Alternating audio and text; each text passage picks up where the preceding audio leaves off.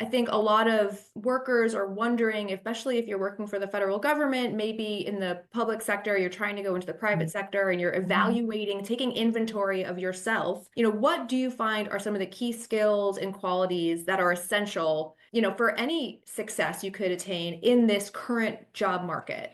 So there are some that are kind of across the board valuable no matter what. And those are obviously communication skills, your ability to write and speak, your ability to relate to people, your interpersonal skills, your ability to lead, even if you're not necessarily looking for a leadership position, just your ability to, lead yourself, self-management and self-awareness is a really important one as well, like the emotional intelligence piece. Technology, and of course, like especially, AI is huge now and is, really infiltrating many different sectors. So it's really understanding enough about that. So those are the, big general ones. There are some that then are going to be specific to whatever you're doing. So if you're, so I always recommend people, whether they're starting out or in mid-career or anything, is knowing your market. So whether you're changing careers or wanting to stay in your same career and move on, or same field and move into a new role, know the needs of the place that you're going,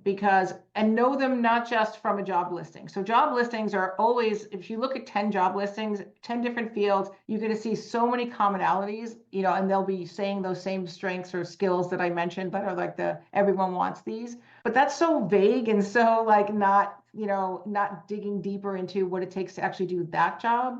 I recommend people really read into the job listing to look at the responsibilities. What do they really expect you to do every day? And why do you believe you can do those things? And then those are the skills that you can really, and strengths that you really want to showcase. Sure. Also, because we talked earlier about like resumes are not the best, job search method, having conversations with folks. So let's say you're moving from federal government to a corporation.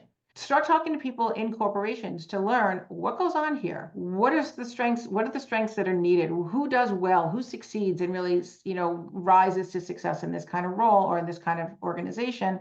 And then you're looking at yourself to say, how am I that person? What do I Mhm. have that's relevant to that? And how do I need to talk about it so it's relevant to that person? Because the language shifts based on industry or sector, right? That's where the acronyms and all the things that you might know because you work for one place or one industry, that might mean nothing to somebody else. So it's really being able to speak their language.